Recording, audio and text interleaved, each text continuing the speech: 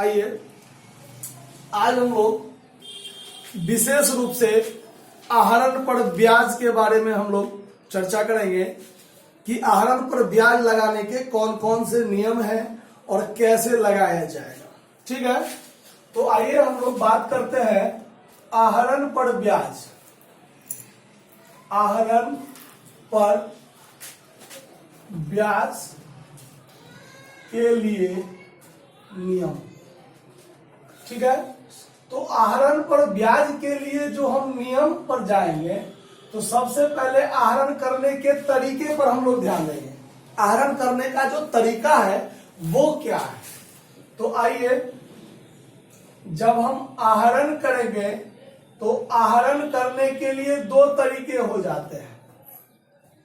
दो तरीके, एक तरीका एक समान रूप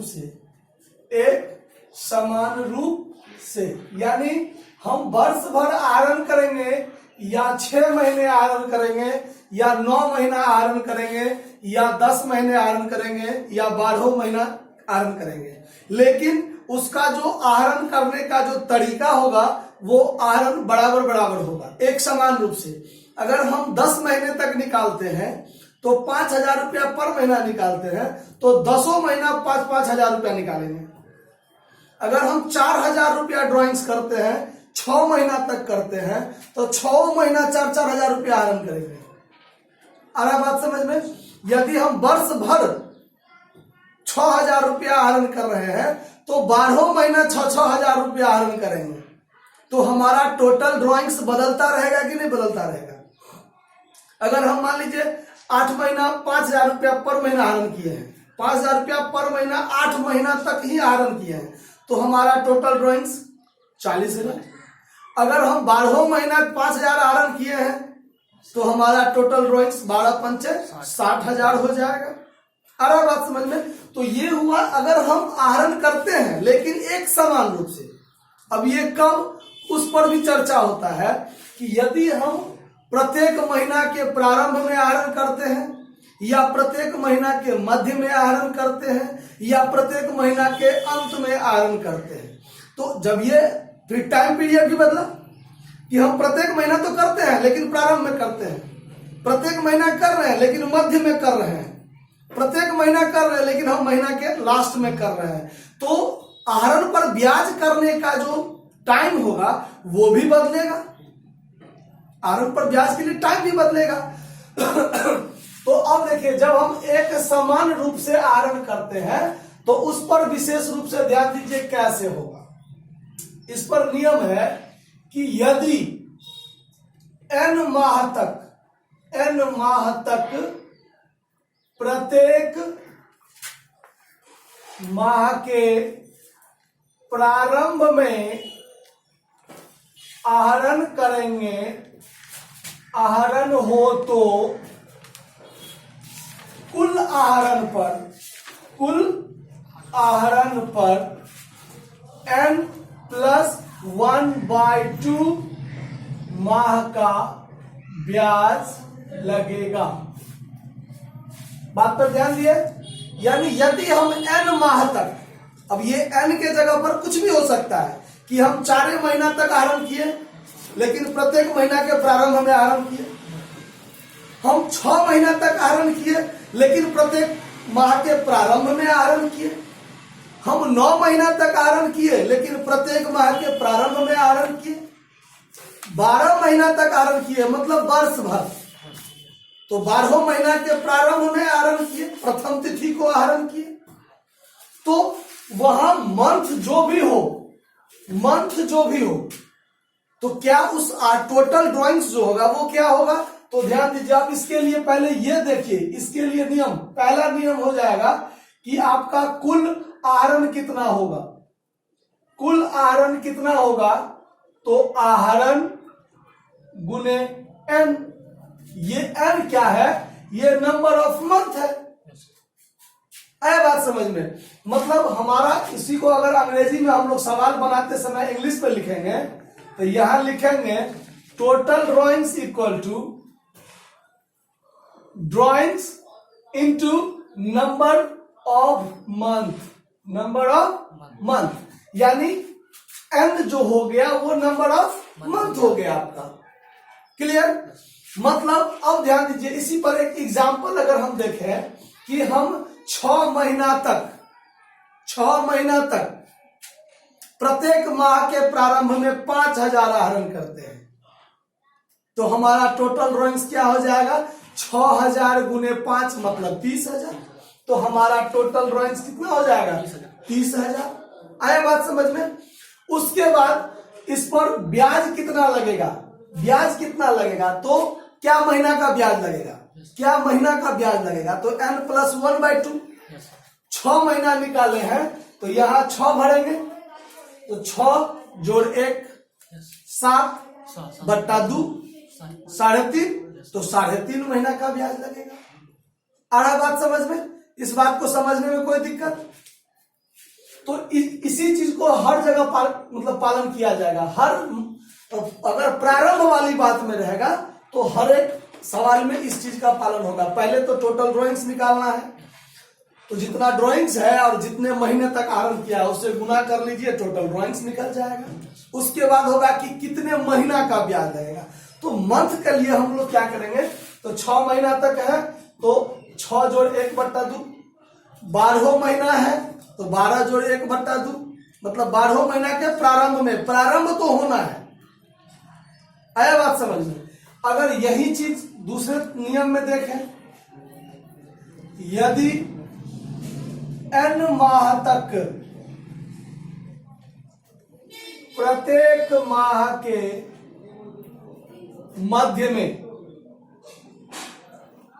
में आहरण हो तो कुल आहरण पर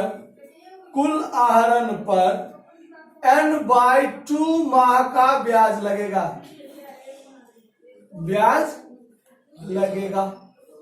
यानी इसमें भी ये टोटल ड्राइंग्स वाला तो नियम लगाना है। 6 महीना तक प्रत्येक माह के मध्य में आहरण किया तो 6×5 30,000 टोटल ड्राइंग्स तो होगा। तो सवाल क्या कहता है कि यदि n माह तक प्रत्येक माह के मध्य में आहरण हो तो कुल आहरण पर, ये कुल आहरण पर, तो कुल आहरण के लिए तो हमको ये तो पालन करना ही पड़ेगा। कुल आहरण पर ब्याज लगेगा, तो कुल आहरण कितना? तो जितना आहरण है पर महीना और जितने मंथ तक किए हैं वो महीना, दोनों को आप क्या कर लीजिए? मल्टीपल कर लीजिए, गुना कर लीजिए, तो टोटल ड्राइंग्स हो जाएगा। उसके बाद n/2 महीना का ब्याज, n/2 महीना का ब्याज, तो n/2 के लिए क्या होगा? तो 6 महीना तक प्रत्येक माह के मध्य में है ना, तो n के जगह पर 6 रखेंगे हम लोग, तो 6/2 करेंगे तो क्या होगा? 3 महीना हो जाएगा कि नहीं होगा? तो इसमें क्या करेंगे? तो 3 महीना का ब्याज लगाएंगे, मतलब 30,000 पर जो भी रेट हो गुने 3/12 कर लेंगे। आया बात समझ में? कोई दिक्कत? फिर ऐसे ही कहेगा, यदि n माह तक प्रत्येक माह के अंत में आहरण हो तो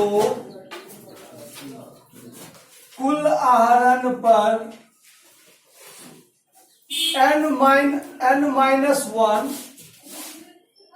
n-1/2 माह का ब्याज लगेगा। फिर वही बात, कुल आहरण का तो पालन करना ही है। अगर कहेगा कि 4,000 रुपया 9 महीना तक आहरण किया, 4,000 रुपया 9 महीना तक आहरण किया, तो कुल आहरण कितना? तो 4,000 गुने 9 36,000 तो होना है। उसके बाद है कि कितने महीना का ब्याज होगा, तो प्रत्येक माह के अंत में है, तो n-1/2, तो 9 में से 1 घटा दीजिए, 8/2 4, तो उस कंडीशन में उस 36,000 पर क्या महीना का ब्याज लगाइएगा? 4 महीना का ब्याज लगाइएगा। समझ में आ रहा? इस बात को समझने में कोई दिक्कत है ना? चलिए, तो ये हुआ अगर हम n महीना तक वाली बात है, ठीक है। तो इसको मान लीजिए नोट तो नहीं करना है आपको, क्योंकि थ्योरी में तो पहले आप लोगों को मिल चुका है। चलिए तो इसको हम लोग क्या करते हैं, मिटा लेते हैं, ठीक है, नहीं तो अभी रहने देते हैं। आपका क्या नंबर क्वेश्चन है इस पर? 17 नंबर क्वेश्चन है। तो 17 नंबर क्वेश्चन क्या कहता है वो देखिए।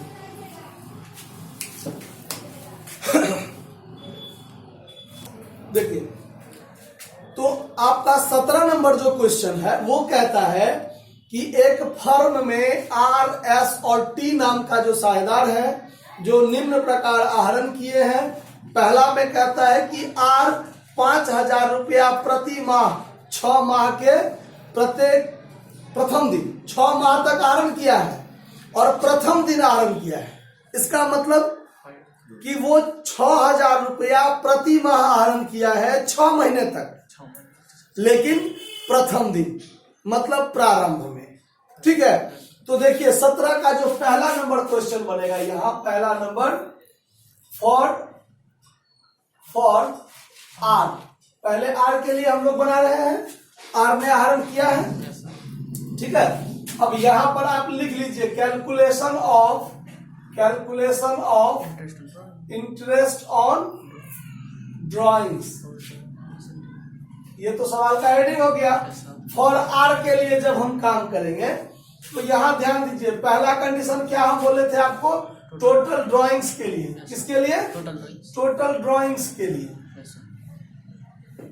चलिए इसको थोड़ा सा हम अति कर लेते हैं, जगह बना लेते हैं, ठीक है। देखिए तो यहां हम लोग सबसे पहले क्या लिखेंगे, टोटल ड्राइंग्स। हमारा टोटल ड्राइंग्स कितना, तो 5,000 रुपया प्रत्येक माह आहरण किया है 6 महीने तक। तो सबसे पहले 5,000 गुने 6 बराबर में कितना हो जाएगा, 30,000 तो हो गया ये चीज। उसके बाद हम लोग निकालेंगे इंटरेस्ट ऑन ड्राइंग्स, तो इसके लिए क्या करेंगे हम लोग, सूत्र लिखेंगे यहां पर, total drawings into rate by 100 into, अब रहा टाइम की बात, तो टाइम कितना लेंगे, तो प्रथम दिन है, ध्यान दीजिए ये नियम को पालन करना है। n माह तक प्रत्येक माह के प्रारंभ में आहरण हो तो कुल आहरण पड़ता, कुल आहरण तो 30,000 मिल गया हमको। अब n+1/2 मंथ का ब्याज लगेगा, तो n की जगह 6 भरेंगे, 6 भरना है, तो 6+1 ये सब काम मुझबानी कर लेना है दिमाग से। तो n+1/2, तो 6+1 7/2 3.5, यानी हमको 3.5 महीना का ब्याज निकालना है। कितना निकालना है, 3.5 महीना। तो यानी यहाँ पर 3.5 बट्टा क्या कर लेंगे, 12। समझ में आ रहा बात? हाँ, ये इधर से ये बाउंड्री हो गया इसका। अब चलिए, तो अब टोटल ड्राइंग्स आपका कितना है, 30,000। आपका रेट ऑफ इंटरेस्ट क्या है, 12% है। चलिए तो यहाँ 12/100 कर दीजिए, परसेंट हटा तो वही 100 हुआ, इंटू 3.5/12, ये दशमलव हटा तो 0, 1 0 2 0 3 0 से 1 2 3 0 काट दीजिए, ये 12 से ये 12 काट दीजिए। अब आपको बच क्या गया, तो 30 गुने 35, तो ये हो गया 105 पर 1 0 होगा ना, 1050 रुपया क्या हो गया इसका, ब्याज हो गया। समझ में आ रहा बात? कोई दिक्कत बना समझने में? दिक्कत है ना। अब इसी का दूसरा नंबर क्वेश्चन देखिए, इसी का दूसरा नंबर, एस 4,000 रुपया प्रति माह निकाल रहा है 6 महीना तक, लेकिन प्रत्येक माह के अंतिम दिन निकाल रहा है। तो यानी उस सवाल में जब सॉल्व करेंगे तो टोटल ड्राइंग्स क्या हो जाएगा, 4,000 गुने 6, यानी यहाँ 34,000 हो जाएगा कि नहीं हो जाएगा, है? उसके बाद अंतिम दिन आहरण कर रहा है, तो ये नियम का पालन करेंगे हम लोग, n-1/2 मंथ, तो 6 में से 1 घटा दीजिए, 5/2 कीजिएगा तो 2.5, यानी आपको 2.5 महीना का ब्याज लगाना है। तो सब कुछ सेम रहेगा, खाली यहाँ 2.5/12 हो जाएगा। कोई समझने में दिक्कत? फिर ऐसे ही तीसरा पॉइंट कहता है कि 3,000 रुपया प्रति माह 6 माह तक प्रत्येक माह के मध्य में आहरण करता है। देखिए 3,000 रुपया 6 महीना तक आहरण है, तो टोटल ड्रॉइंग्स या यहाँ पर टोटल ड्रॉइंग्स क्या करेंगे हम लोग? 3,000 गुने 6 18,000 तो होगा।